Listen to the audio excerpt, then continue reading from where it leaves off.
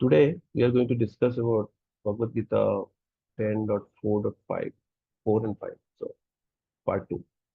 Anyway, so let's start.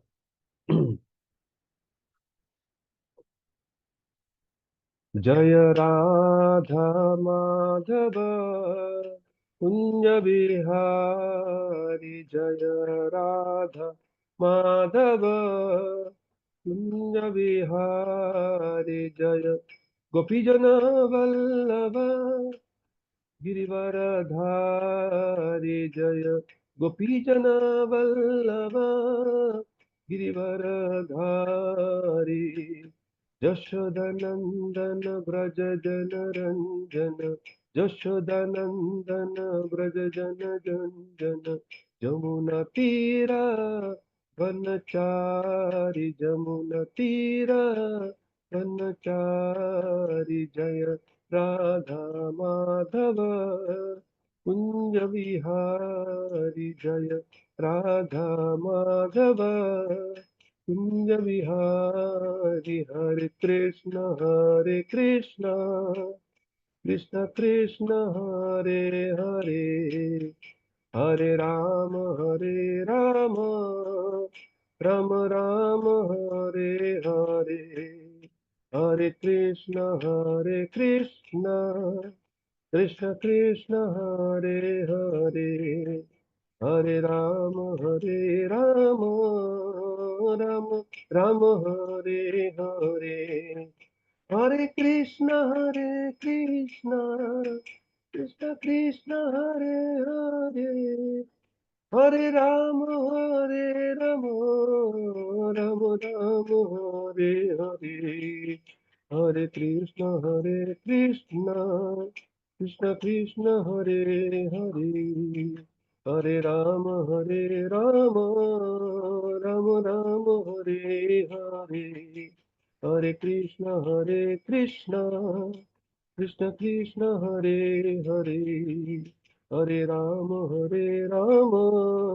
Ram Ram Hare Hare जय राधा मदन मोहन राधा मदन मोहन राधे जय राधा मदन मोहन राधा मदन मोहन राधे जय जगन्नाथ जगन्नाथ बलदेवा जय सुभद्रा जय जगन्नाथ जगन्नाथ बलदेवा जय सुभद्रा जय गौरनिताय गौरनिताय गौरनिताय जय गौरनिताय जय गौरनिताय गौरनिताय गौरनिताय जय गौरनिताय जय जय प्रभुपाद प्रभुपाद प्रभुपाद जय जय प्रभुपाद जय जय प्रभुपाद प्रभुपाद प्रभुपाद जय जय प्रभुपाद श्री श्री जगन्नाथ बलदेव सुभद्रा महारानी की जय श्री श्री राधा मदन मोहन की जय श्री श्री गौड़ताय की जय सौद भक्त वृंद की जय जगत गुरु शिला प्रभुपाद की जय श्रीमद् भागवत गीता की जय हरे Krishna so thank you everybody for joining the session and those who are going to hear the recordings at later stage so welcome to this session and we'll get started today we are going to continue from where we left off we were discussing Srimad Bhagavad Gita 10th chapter verse number 4 and 5 those two verses are taken together by Srila Prabhupada in the purport so we are going in that way so um, maybe if you can keep those verses handy I'm not sharing the screen I'm just sharing the video so you can keep those verses handy I'll try to see if I can change it to mm, yeah. Okay I'll keep it okay maybe I can share the screen that way that will help to just go into hmm,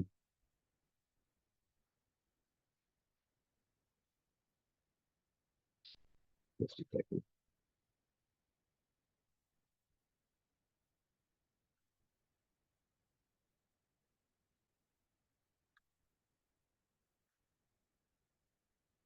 Okay, so here it is. So you can see my screen now. What do you see? Yeah, it is visible now. Okay. Good. So this verse, it goes like this. बुद्धिर्ज्ञानम् असम्मोहो क्षमा सत्यम दमा सम सुखम दुःखम भव भावो भयम च भयम एव च अहिंसा समता तुष्टिः तपोदानं यश यश भवन्ति भवो भूतानं मत्तयेव पृथग्विधा. So we'll go for word because each word is very important in this verse, indicating very important something.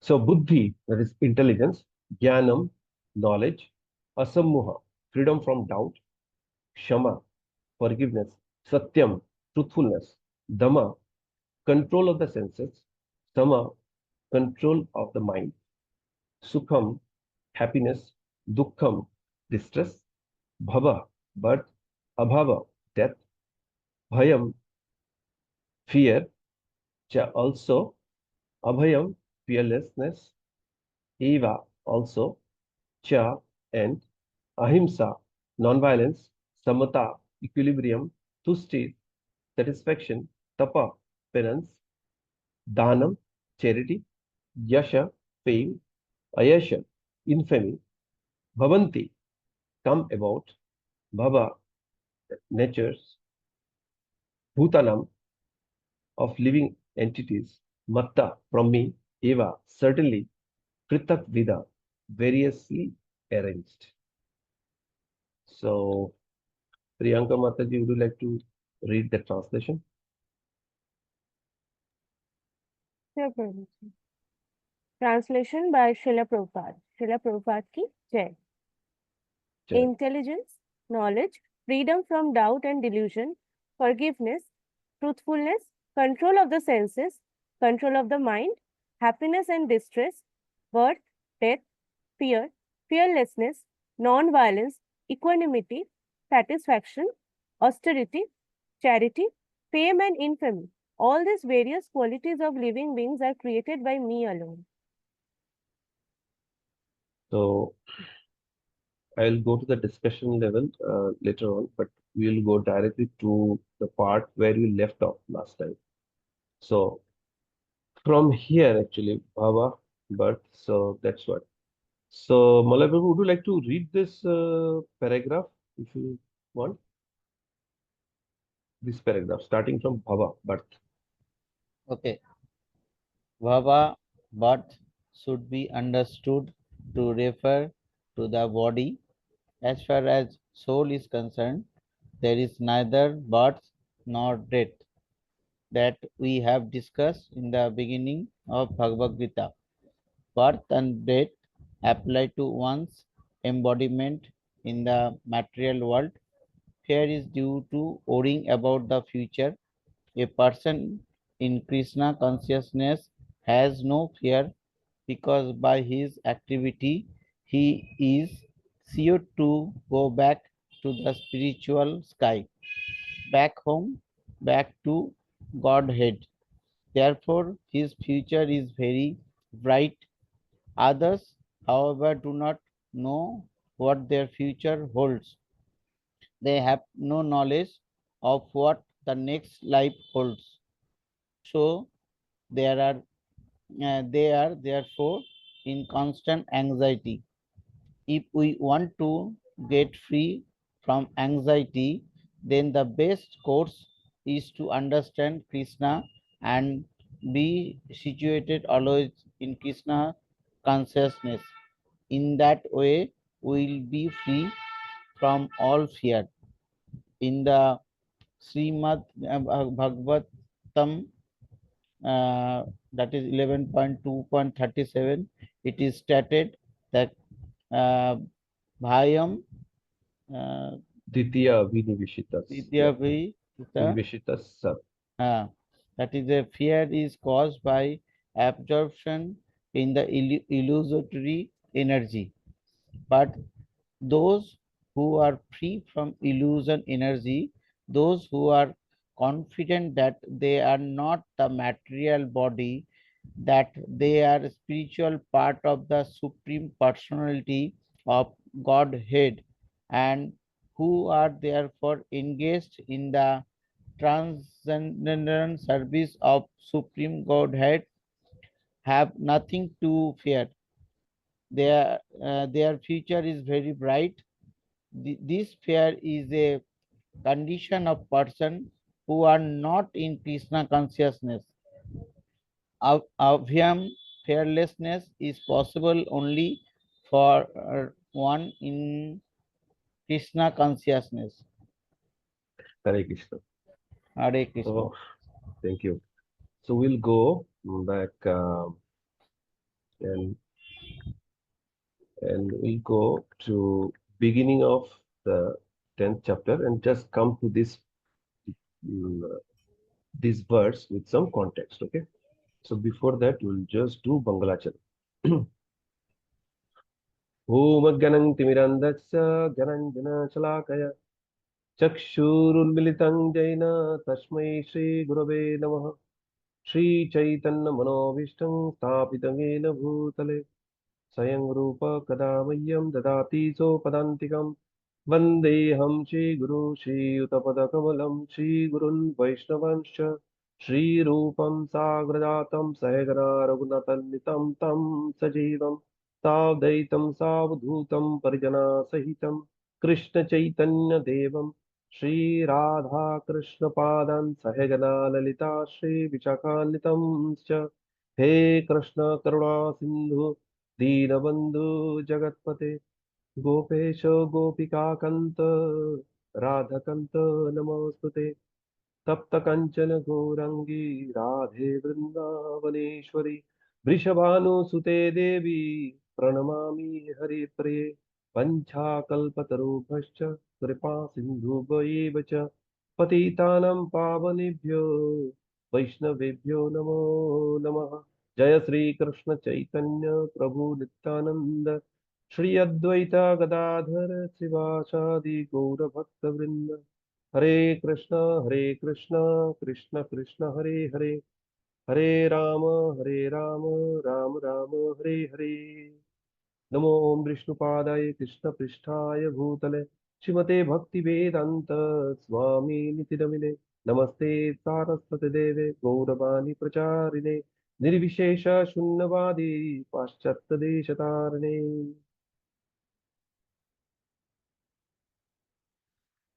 Hare Krishna. So, this chapter 10, which titled The Opulence of the Absolute. This is in the middle of Bhagavad Gita. Chapter 9 and 10 at the middle of Bhagavad Gita.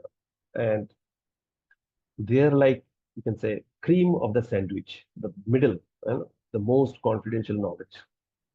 So, the ninth chapter is titled The Most Confidential Knowledge, where in the last part, Krishna gave 4 instructions. Manmana bhava madbhakta majjaji mam namaskar. Always think of me, become my devotee, worship me, and offer obeisances to me. Now, the first instruction is manmana. So the question is how to do manmana, how to always think about Krishna. That part, Krishna is more elaborately explaining in 10th chapter. And we'll see later on how it is. Basically, for a new person, when all around what we see, we are immersed in the ocean of matter all around. So when you see matter around, how we can think about Krishna, how we can absorb ourselves in the thought of Krishna. That's where this chapter is very, very uh, important for a devotee. So in the first verse of 10th chapter, Lord says, listen again, O mighty Arjuna, because you are my dear friend. For your benefit, I shall speak to you further, giving knowledge that is better than what I have already explained. So far, starting from first till ninth chapter, Krishna already have spoken, and most confidential knowledge, which is spoken in the ninth chapter, then what else remains? The most confidential. But here, Krishna is elaborating further on how one can achieve uh, this manmana, or always thinking of Krishna. That's why it is very, very important. And Arjuna is a very dear friend, uh, and it is a very important criteria for understanding Bhagavad Gita. Because in the fourth chapter also Krishna tells Arjuna, Bhakta asi me sakhacha iti. You are a friend of mine and you are a devotee of mine. That's why I'm telling you. So if we are not devotee of Krishna, if we are not friend of Krishna, then Krishna may not reveal himself to us. So that is very important. Here also he's saying, you are my dear friend. And for your benefit, this is for the receiver's benefit, Krishna is giving this knowledge. So, and he's saying this is better than the previously given knowledge because this is more elaboration of how one can remember Krishna. And in the scripture, in the Vedic scripture, if we take the gist of everything, that comes with two sentences, which are most important. And all the instructions, injunctions, and prohibitions are subservient to these two sentences, or two instructions, one instruction and one, or one injunction, one prohibition. What are those? Always remember Krishna, never forget Krishna. So this is the ultimate injunction and prohibition of Vedic literature. So here we are talking about remembering Krishna, how to do so. So in the second verse, he says, neither the hosts of demigods nor the great sages know my origin or opulences. For in every aspect, I am the source of the demigods and sages. Krishna is the source of everything. We'll see very soon. In the eighth verse, there are important four verses in this chapter. Those are 8th, 9th, 10th, and 11th. They are called Chatushloki. So they are called, in nutshell, it is said, Chatushloki Bhagavad Gita. Because in those four verses, which are very compact, now, in essence, knowledge of Bhagavad Gita is given. Similarly, we have Chatushloki of Bhagavatam also, four verses. But here we are talking about Chatushloki Bhagavad Gita, which is there in this chapter, which will come up. So, in that first verse, Krishna says, Matta Sarvam Pravartate. He says, Aham Sarvasya Prabhava Matta Sarvam Pravartate. I am the source of everything and everything emanates from me. So he is the source and everything comes from him. So the host of demigods, sages, everybody are coming from him. That means he was existing before that. So the knowledge about parents, children can only know when the parents will reveal to the children, because they were existing before the children were born. So like that. So even the greatest sages came later on, greatest demigods came later on. So nobody would know about Krishna until he would reveal them. And then he who knows me as the unborn, as the beginningless, as the supreme Lord of all the worlds, only, undiluted among man, is free from all sins. So he's saying how him, Krishna, to be known. He's a beginningless, he's unborn. He never takes birth. We'll talk about how it is different from our birth, and it will come to in today's discussion. The unborn is beginningless. You cannot find his beginning. And is the supreme Lord of all the worlds. Brahma, Vishnu, Maheshwar, all the 14 planetary systems, everything is under his jurisdiction. And one who knows that, and undiluted among men, he's free from all sins. So if you know all these things, that is good enough to make us sinless. But know means knowing in essence.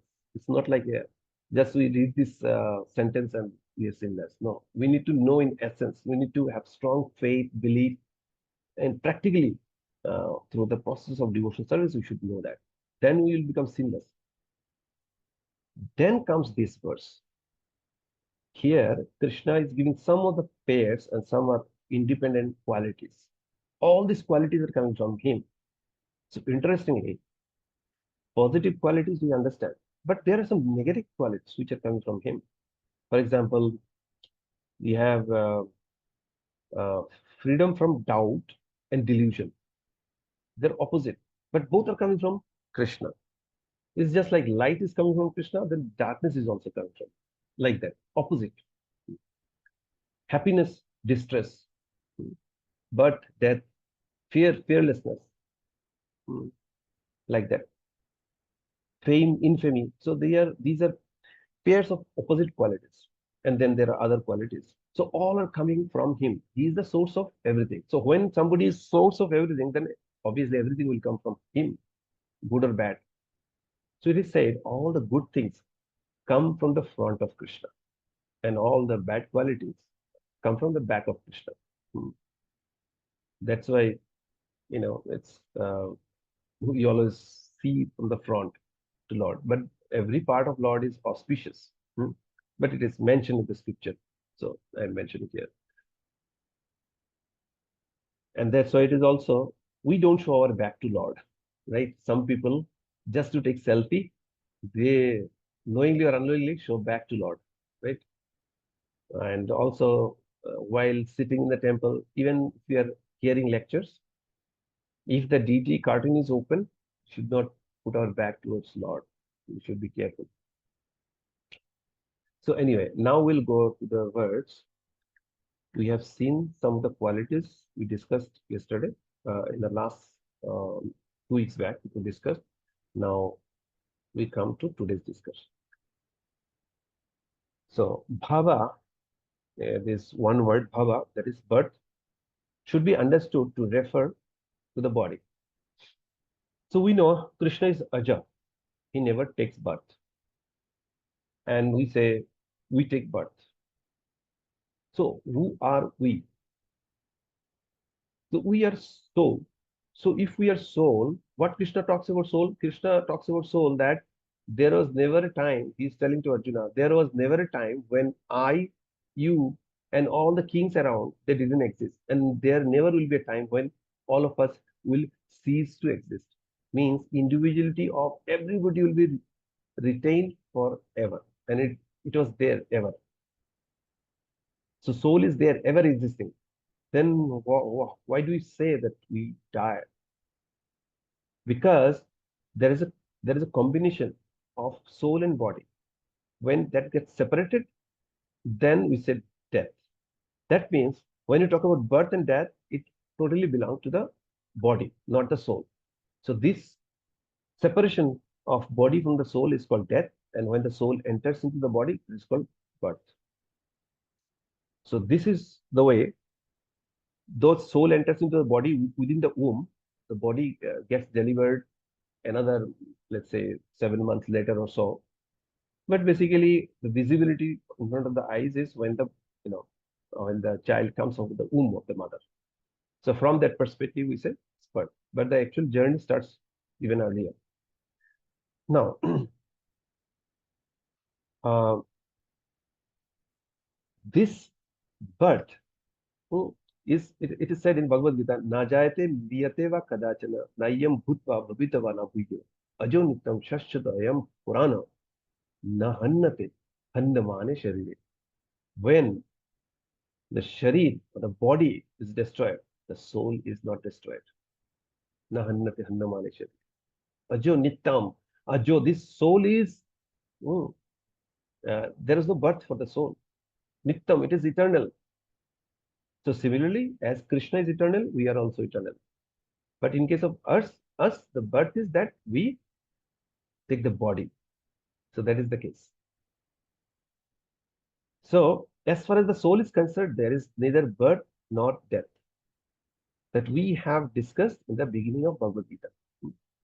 Nainam chinnanti shastrani, nainam dahati pavaka, na chainyam kledente apo, na shosheti maruta. So this soul doesn't have any destruction, never gets destroyed. So it is eternal. Hmm? The ajo nityam shashchadayam purana, as we discussed, na annati nanna manishati.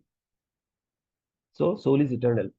Birth and death apply to one's embodiment in the material world. So we take up this just like a shirt. We wear the shirt, and then when we change dress, then we remove the shirt. Similarly, when we need to change the body, now we discard the body, we take up another body.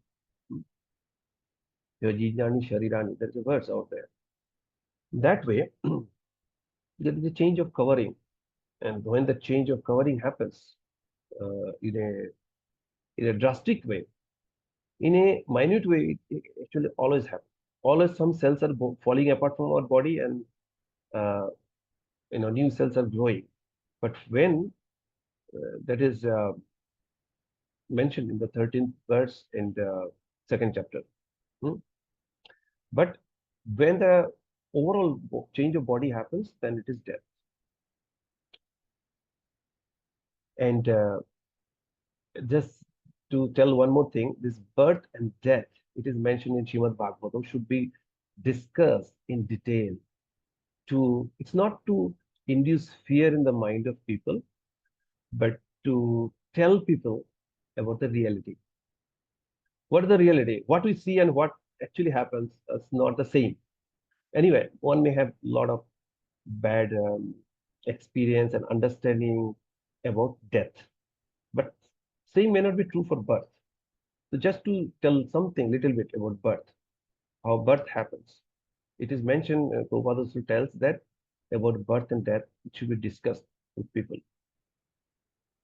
When the embryo is in the womb, what is the position? Position is the embryo is in the womb of the mother. It is in the total dark environment. Body is upside down, and only thing the embryo would eat is stool, right? That's the initial practice of eating, eating stool. And then there are a lot of insects. They're biting in the dirty environment. They're biting, and because of that, it pains the embryo or child. And out of that pain, sometimes the child becomes senseless. And then uh, parents would say, "Oh, the child is sleeping." And then when the mother would eat something sour and hot or spicy thing, that would impact the child. Child will suffer in the womb. And that is the situation. In such situation, when the child at times remembers the past life and whatever sinful activities they might have done, because of that they are going through the suffering, then they pray to Lord, Lord, let it be the last life of mine. Once I will come out of my mother's womb, I will worship you and I'll never forget you. And that way, this is going to be my last birth. I don't want to take birth again. And when the child comes out of the mother's womb, a lot of twist happens in the neck area. And because of that, the child loses previous uh, whatever discussion or whatever thought process the child had, and then forgets everything and gets dissolved in the ocean of Maya once the child comes out. And the parents and other relatives will say, kuchi, kuchi, kuchi, luchi, all those things, right? New child, whatever they say. And then that's it. The new journey begins, and a journey of forgetfulness of Krishna. So, very unfortunate though, but that's what happens with all of us. And if you're lucky enough, then either we take birth in a devotee family or we get association of devotees. Then some, due to some dosage of mercy, then there can be a U-turn, and we may again go back to our uh, original journey, back to Godhead. So, so that is about birth and death. Also, a lot of things can be talked about death, but at least people have some fear about death beforehand. Now, now we are talking about fear. Fear is also bhayam cha abhayam, it is mentioned, right? Fear. So fear is due to worrying about the future. Why fear comes? We don't fear about our past because we know, I mean, little bit sense which we put, our past is not going to bother us. Only time we get bothered, oh, if something similar to our past experience takes place in the future, So the future, bhai is about future. What is going to happen? Or even if I am suffering, oh, I am not eating. That is one thing. But I am fearful. If I don't eat for 7 days, what will happen? So it's in the future. What will happen in the future? So bhai is about that. So a person in Krishna consciousness has no fear because by his activities, he is sure to go back to spiritual sky, back home, back to God. Therefore, his future is very bright. So there was a person at the time of Srila Prabhupada. He was telling Prabhupada, what is this? You are always doing some puja, some worship, this and that, no enjoyment in life, such a boring life you are living, at the end. Just imagine you are in the deathbed. Then you get the realization, oh, I have wasted my life, huh, by doing all those things. Then what will you do? Huh? Then there will be no time left. Just think about it. He's trying to brainwash Srila Prabhupada. So then Prabhupada said, I think our position is better. Hmm? Just think about yourself. You are enjoying your life, hmm, entirely. And at the end, when you will be in the similar situation, if you feel that doing devotion was the best thing to do, what will you do at that time? In our case, if we find that we have done something, at least we have lived a decent life. We have eaten properly, we have slept nicely, we have taken rest, and we followed a religious life, nice life we have followed. So we are good. What benefit you will get out of it? That person was tongue-tied, right? So that's the way Prabhupada used to treat people. He was a transcendental doctor. So a devotee won't have to fear too much about what will happen. Because Krishna says in even Garuda Purana that at the end of life, if a devotee forgets to remember Krishna, Krishna will come, Krishna will Krishna will remember that person. So much of concession is given, right? So we just need to put one step forward, then we'll see what Krishna does for us. So that's the thing. Otherwise, there is a hopeless. This is a hopeless world. Dukhalaya Vashashchitam. They said temporary place of misery. It is mentioned in the 8th chapter of Bhagavad Gita. So you should not expect too much out of this world. Whatever things are there, they are different entrapment of creating different miseries. And because of that, people initially they don't understand. Later on, you know, when the time comes, sometimes some people need to point out. Otherwise, they don't understand at that point also. They suffer, but they don't understand. So anyway, now Okay, sorry to others. Hmm, interrupt you regarding the fear, yeah. because we are working in a normal society, a lot Hmm. of situation generally coming in everybody's life. Say when it comes Okay, to one you thing, or your one thing, real one thing. life, you Just a know. minute. Yeah. Just a minute. No. Let's do one thing. No, he can note it down. We'll come back at the end to the Okay, sure, question. sure, sure, Yeah. sure. Okay. We'll take it together. So otherwise, like I'll lose the flow of the discussion, right? Okay. So uh, we discussed about fear. Now the point is, others, however, do not know what their future holds. They have no knowledge of what the next life holds. Like in this life, if we are not purified enough, see, if we are, as Prabhupada also gave guarantee, Shastra also gives guarantee, if we are in devotional service, it is sure that we'll take birth as human being in the next life if we don't succeed. If we succeed, we'll go back to God. If we don't succeed, we'll get human birth. But there is another thing. If somebody would go to Brindavan and they will do a lot of offense, then they may get birth as hogs and dogs in next life. But another good thing is that on the following life, they will get delivered because of staying in Vrindavan and getting the dust of the devotees. But it is not a recommended path of liberation, you know. So otherwise, in general, if somebody is engaged in devotion service at the end of their life, in the next life they'll get human birth usually. And but in other case, there is no guarantee what will happen because no profession in this world is fault free. Everywhere there is fault. It is mentioned in Bhagavad Gita. So we don't care for it, and it accumulates, piles up. And then there are past karma from past life also, which are waiting in the store, and they also may come back. Then what will happen? How we can handle those? And we don't know what is there in the store for us. So for that, we need mercy of Krishna. Hmm. It is mentioned in the Brahma Samhita that karmani nirdhati kintucha bhakti bhajan. What happens? Starting from Indra Gopa till Indra, small insect till Indra, everybody is suffering or enjoying as per their karma. But what happens? Same thing is for a new devotee also. Right? But the point is, if we engage in devotional service, our karma gets dissolved. See what happens if we do something bad karma.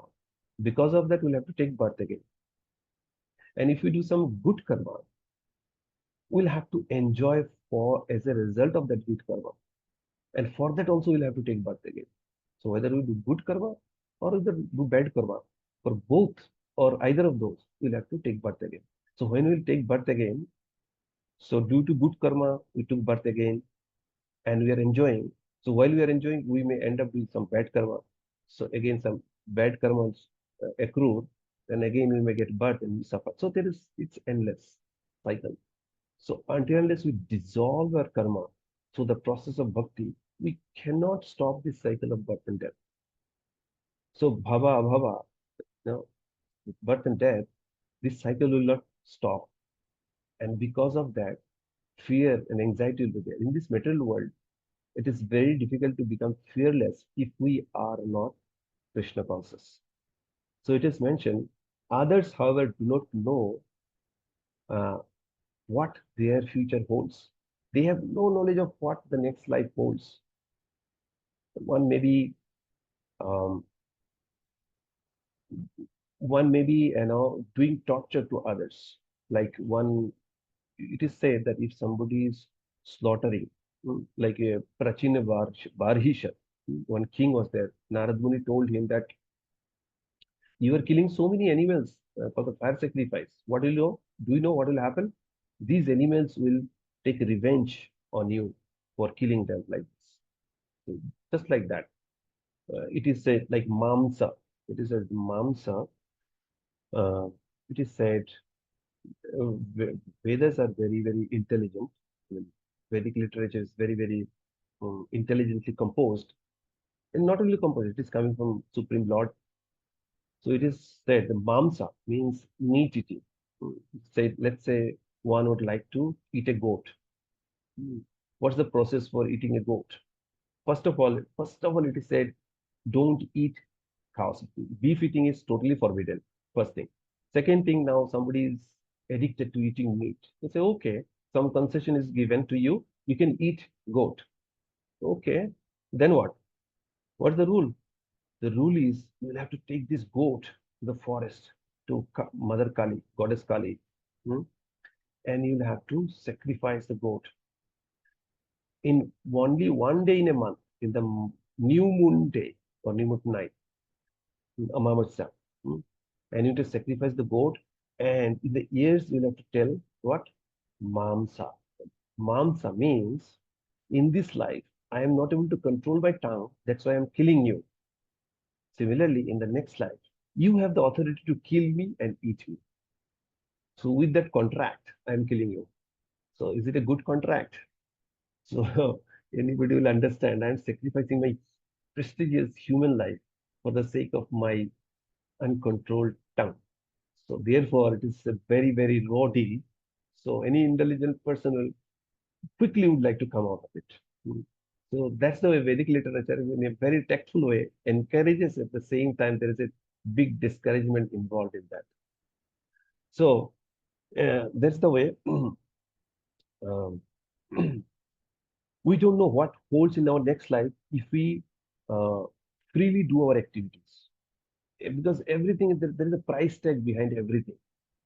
For example, if somebody would eat a cow, it is mentioned that they will take birth as insect. Uh, as many times, as many hairs are there in the body of that cow. So you can understand such a raw deal it is. Just for eating one day, if somebody is killing a cow, what is the consequence of it? So Vedas are making us aware of that because cows are very dear to Krishna. So consequences are very severe. So that is the way. Now, so they are therefore in constant anxiety if somebody is not into devotional service because there is no tool to get rid of anxiety.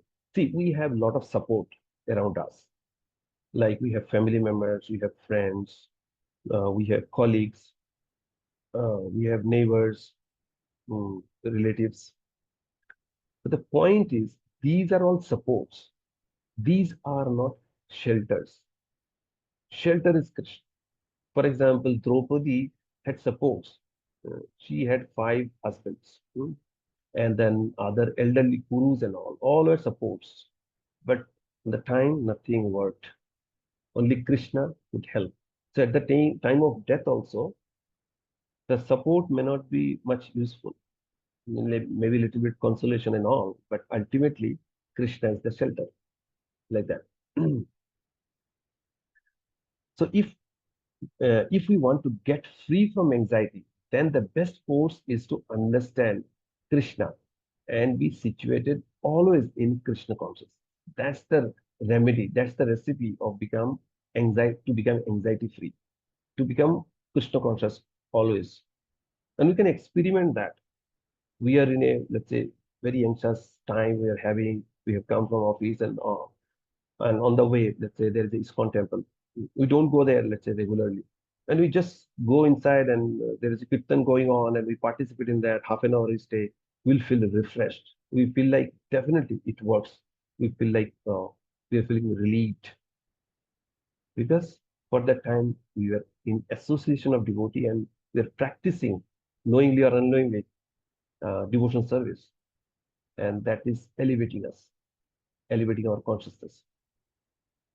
So in that way, we will be free from all fear just by practicing devotional service.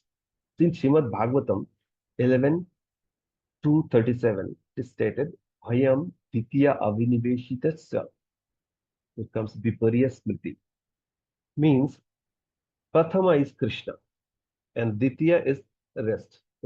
Other than that, as we say, other than Krishna. So that is Ditya. So if we get absorbed in Krishna, that is Prathama, and that will make us fearless. But if we focus on anything else, then we'll have fear in our mind. Hmm. So Krishna says in Chatushlaki Bhagavatam also, he says, anything in this world, if somebody finds value, which is not in myself, not in Krishna. So other than Krishna, if somebody finds value in anything else, he said that is my illusory energy. So if we depend on illusory energy, take shelter of illusory energy, we'll be fearful because this is constantly changing. Krishna's position is changeless. It means transcendentally there may be some, it's dynamic. Transcendental world is dynamic, but it is not the change like material change. Krishna may come with different attires, different times. That kind of transcendental change may be there, but that's not the decay what happens in the material world. So, therefore, if we invest our consciousness in Krishna, will be fearless, and vice versa. If we invest our consciousness in Maya, will be fearful. But those who are free from the illusory energy, those who are confident that they are not the material body, they are spiritual parts of Supreme Personality of God, and who are therefore engaged in the transcendental surface of the Supreme Godhead, have nothing to fear. Nothing to fear. Their future is very bright. This fear is a condition of persons who are not in Krishna consciousness. This fear is a condition of a person who are not in Krishna consciousness. Or in other words, our fearless will be to that degree to which we are Krishna conscious. So there is a dimmer light, right? You just push, it becomes brighter, brighter, brighter. Go in the other direction, it becomes dimmer and dimmer, dimmer light. So to the extent we are Krishna conscious, to that extent we will become fearless. So abhayam, fearlessness, is possible only for one in Krishna conscious. If you are Krishna conscious, we become fearless. We'll give some examples. First of all, we'll give example of Prahlad Maharaj. So Prahlad Maharaj, what he didn't go through. He was administered poison. He was thrown from the cliff on the mountain. Hmm? He was attacked with sharp arrows, sharp weapons. He was put under the feet of a mad elephant. He was put in the fire, boiling oil, pit of poisonous snakes. But he was fearless. Why? Because he's a Smaran Acharya. He was remembering Krishna always. And because of remembrance of Krishna, he became fearless, totally fearless. Other instance, Parikshit Maharaj. So Parikshit Maharaj was cursed by Shringi, hmm, uh, that he'll die in 7 days by the bite of Takshak, um, the snake bird. And he had the power to counteract that mm, curse.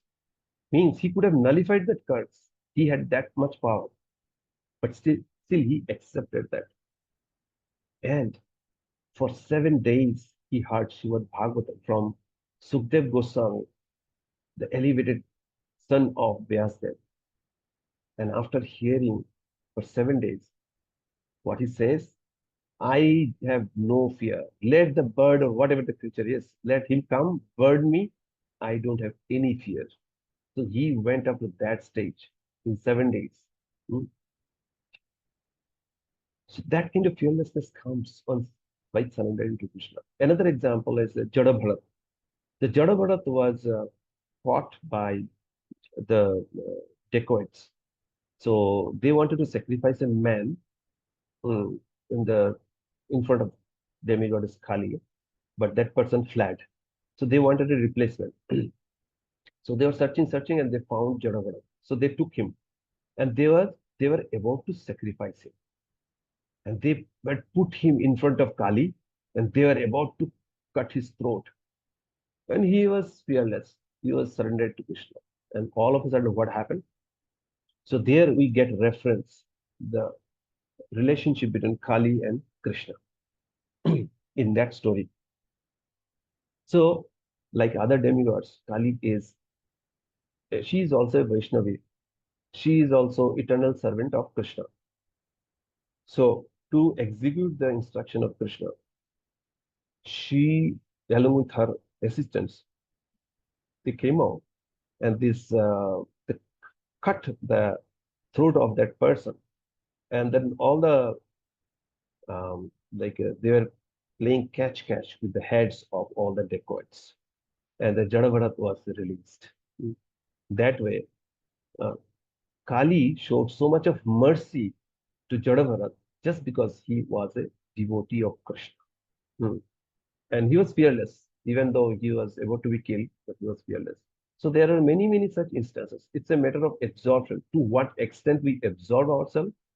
For example, we come to devotional service and we are initially fearful. We practice devotional service. To some extent, we can become fearless.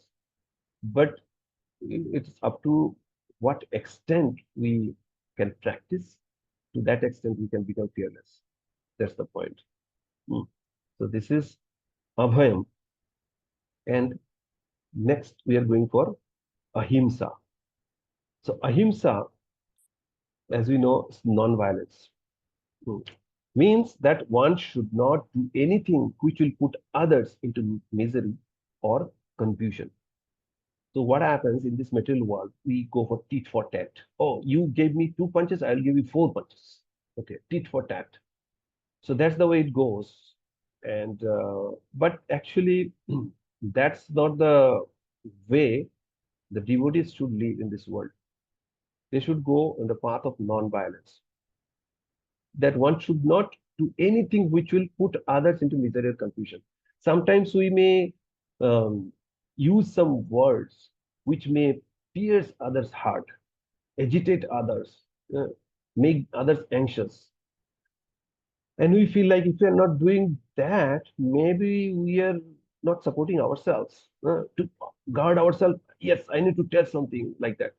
The point is, are you really safeguarding yourself? Maybe you are putting yourself in bigger trouble. For example, the frogs, when the rainy season comes, the frogs keeps on shouting, tutter, tutter, tutter. And the snake hears that or understand whatever from far away and comes to that spot and catches the frog. So this, whatever noise-making capacity was given to the frog is for its demise. Okay. So until unless, I mean, using the saying speech, many professionals, many orators, they become very famous because of their speaking capability. So this tongue, how we use based on that, it depends what we do to ourselves and what we do to others. We see using this tongue, so many things happening in this world. Many relationships are formed nicely, and many are broken because of usage of this sword, flashy sword, which can cut others' heart.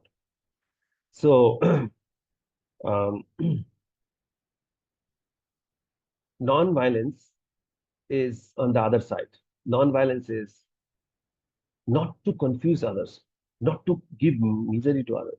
Because if we think that others are also eternal servant of Krishna, they may or may not understand, then we won't like to inflict misery to others, inflict confusion to others. And if we practice, it requires practice. Um, there is a verse in Srimad Bhagavad Gita, it's the 15th verse in the 17th chapter. Adnudvika Karanbhakya, it said, we should not make others udvigna or agitated by using our words. Satyam Priya Hitam Chay. We should be speaking truth and it should be palatable, nice to hear, and for the benefit of others.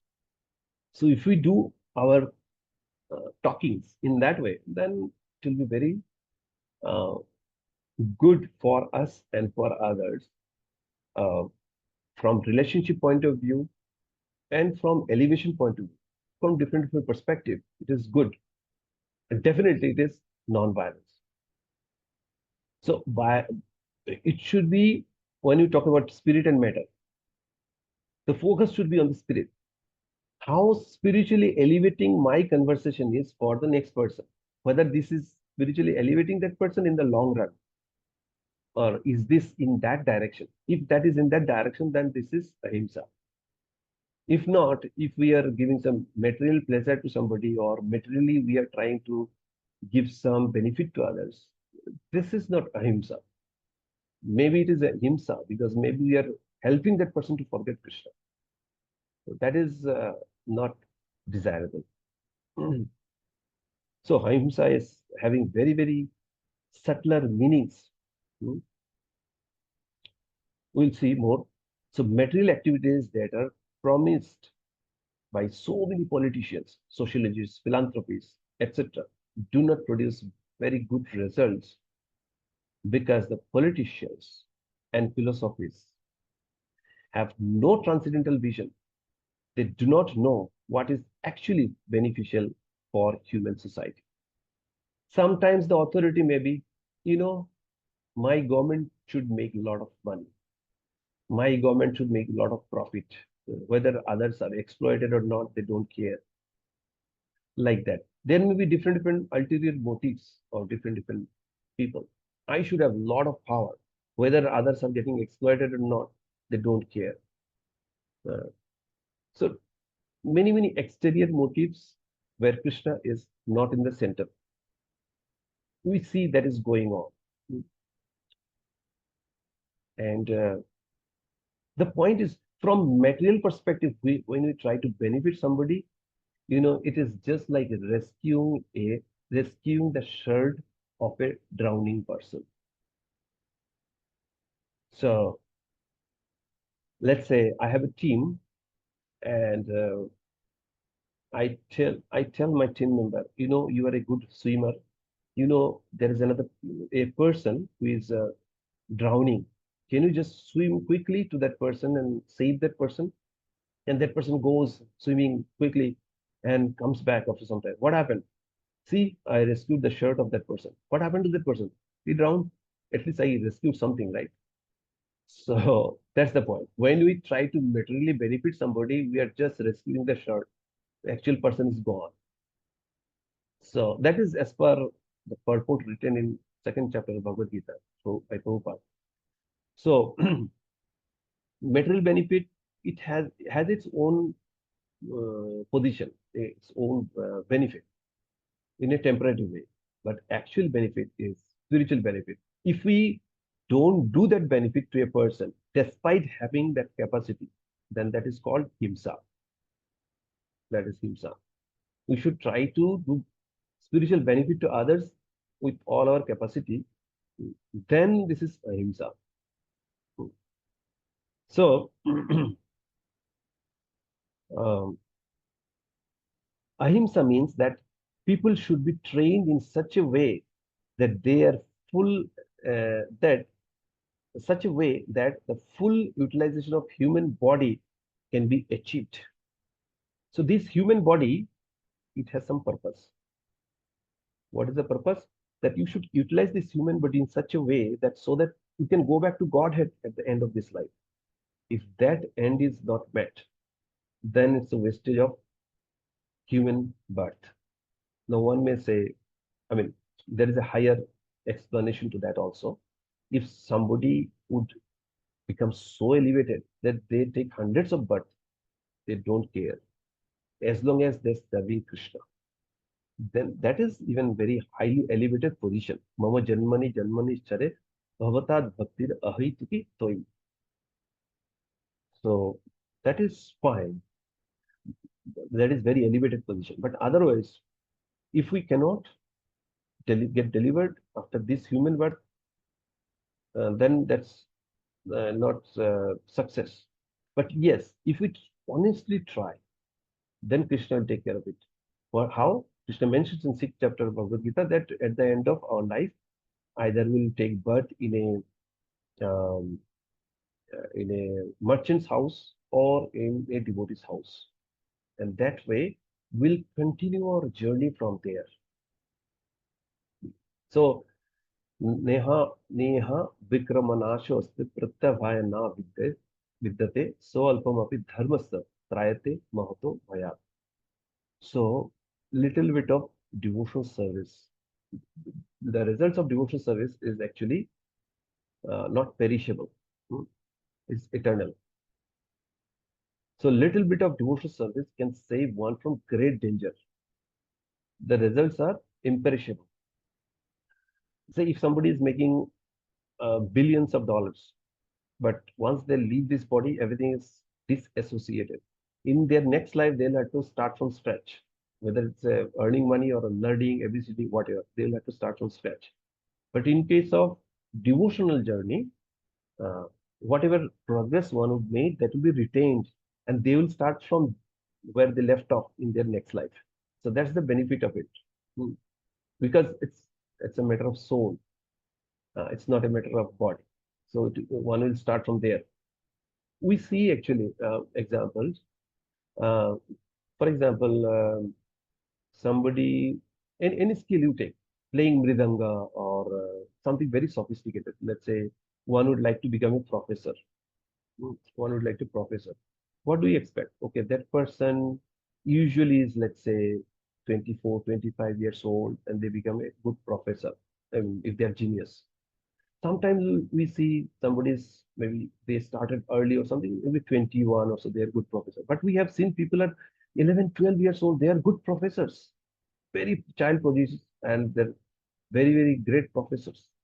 There are YouTube videos also. How come? Because they're continuing from their previous life. Same thing we say in devotional service. Same we see in many other things. So in case of those who have their what is say skills, material skills, maybe they had some devotional component with that also. They made lead some religious life and all. Because of that, that is getting carried forward. Where they left off, they are kind of not exactly from there, but they are starting close to that and very quickly coming to that position. But in case of devotional service, we just start from where we left off. Usually it doesn't happen for anything else. So now this human body is meant for spiritual realization. So any movement or any commissions which do not further that end commit violence on human body. That which furthers the future spiritual happiness of people in general, called non-violence. So future spiritual happiness should be enhanced. Then you can say this is non-violence. Otherwise, it will fall in the category of violence. So that's why it is very important. We should see the Shreya, not the prayer. Shreya means long-term benefit, and prayer means short-term benefit. So if you just look for the immediate benefit, we will be always at loss. We should see the long-term benefit. Then we'll be aligned in the right direction. And whether it is for ourselves and for others, it is always be beneficial for everybody, because Krishna will be in the center. When Krishna is in the center, we can really demonstrate ahimsa towards others, because we'll be preaching Krishna consciousness to others. And that is the science aligned with the real constitutional position of a person. If you ask, who are you? They will say so many things. But actually, in general, first thing is we are eternal soul. That is our identity. And more specifically, we are eternal servant of Krishna. So eternal servant of Krishna, that is our constitutional position. So when we are in constitutional position, then we need that science or devotional service which is aligned with our constitutional position. For example, fish. Uh, if we take from bodily perspective, fish has its, you can say, constitutional position in the water. But if we take fish out of water, then it will die. Similarly, soul needs spiritual food, that is devotional service, engaging in devotional service. If we deprive soul out of it, then it will starve. So starve and will suffer. So that's why we need to provide spiritual food to the soul. And when we provide to ourselves and others, that is called real ahimsa. So I think we'll pause here the discussion, and then the remaining part will take probably in the next session.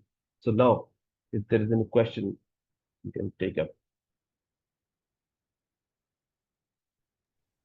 Yeah, I understood now. We have to be always with the Krishna consciousness. But I mean, actually, in real life, when Hmm. we are always attachment to any job, Hmm. any person. That Hmm. time only the fear comes, and Hmm. if I think only drill is the only practice. Every time we require to do the drilling part, then the fear will go.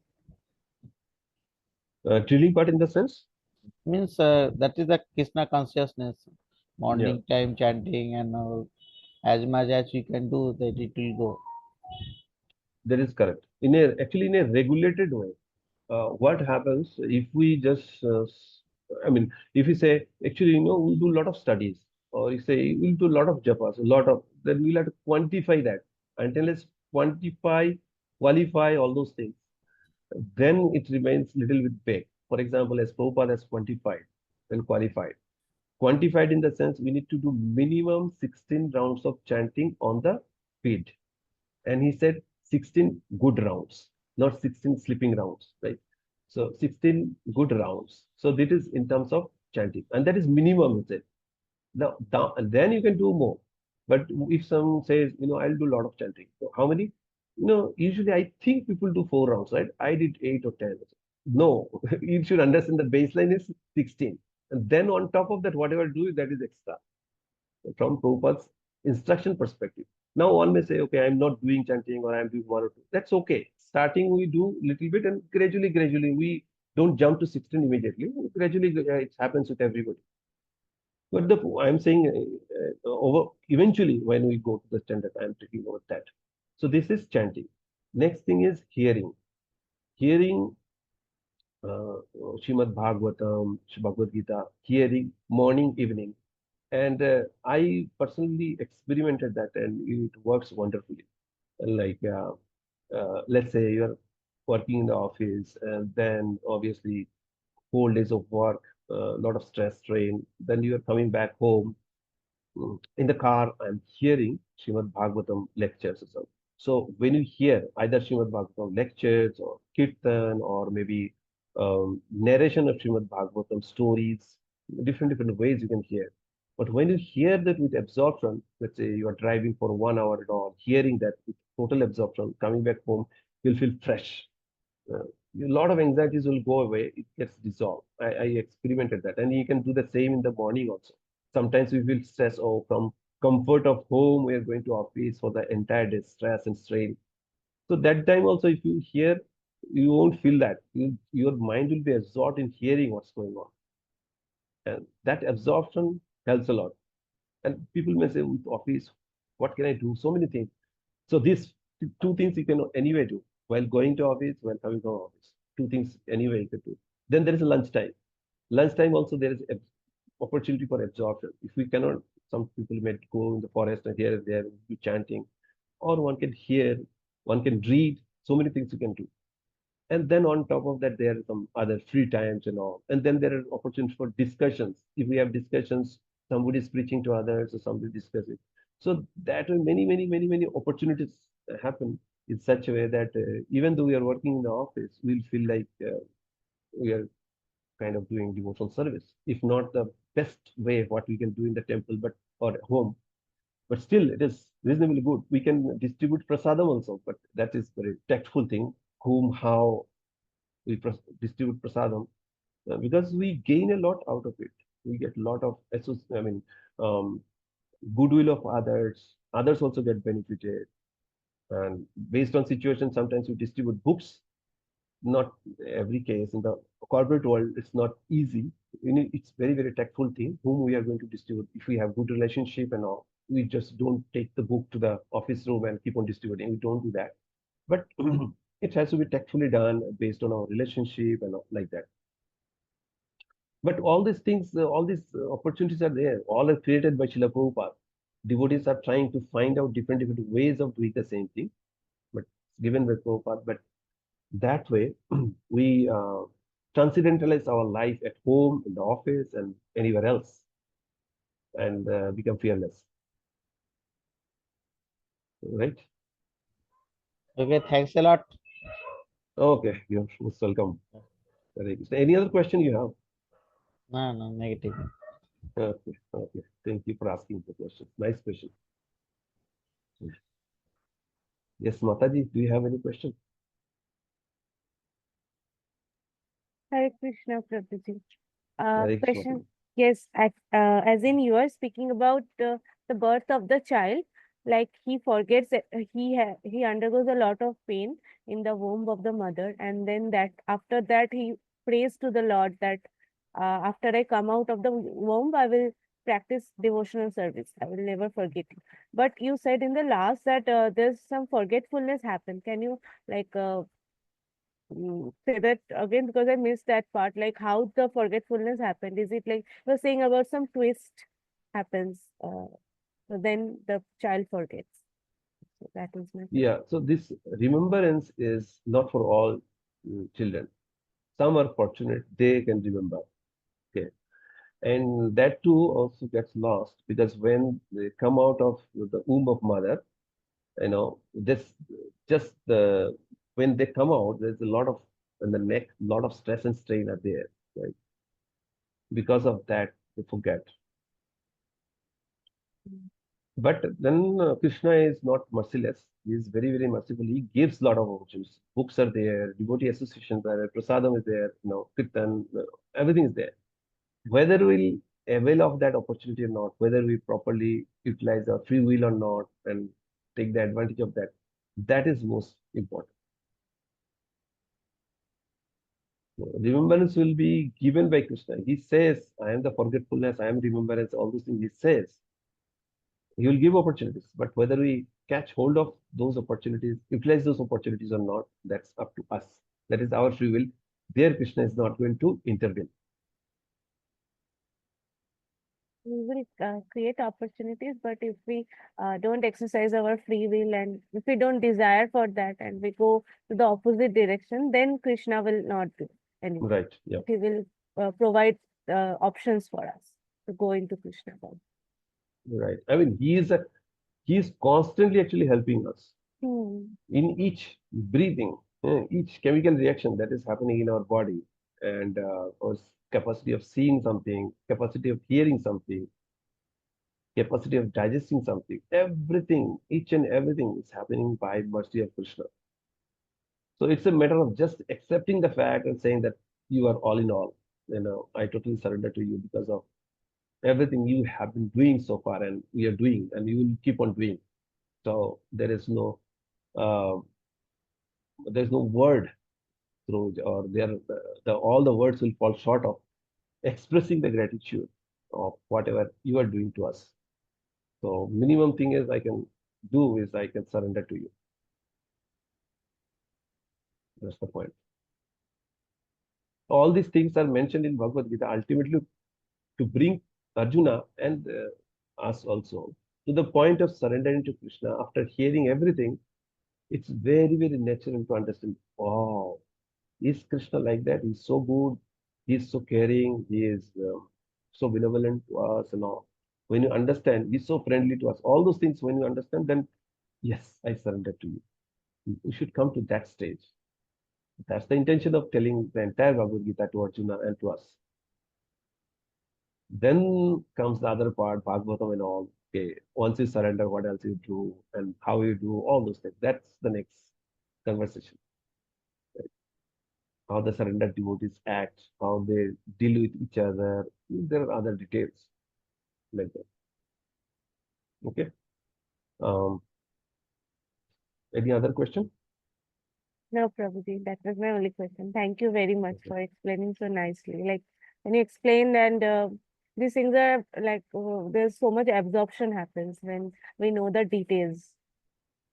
Yeah, thank you, Mataji. This is all mercy of descending mercy due to our Guru Parampara. Whatever I'm hearing, I'm just passing it on like a peon. As Prabhupada said, I'm like a peon. I'm just passing on the message. So we are also his instruments and doing the similar service. Just trying to pass on this message of Parampara as it is to any soul who is willing to hear. So that's the intention. So thank you again for joining the session, and thank you, Malay Prabhu, also for being in this session today. And you're most welcome to keep joining. Yes, And yes, yes, sure, sure. I'll also feel very encouraged to Yeah, join. yeah. Sure, sure. And Thanks a lot. yeah, Nice. yeah, thank you. All things are very clear now. Yeah, Whatever you discussed, really helpful to. I will also try to announce from my side also. okay. Thanks a Thank you lot. very much. Bye. Yeah, thank you. Thank you. Keep joining. Thank you. Hare Sure, Krishna. sure, sure. Srila Prabhupada ki jai. Srimad Bhagavad Gita ki jai. Bye. Hare Krishna. Yes, yes, yes.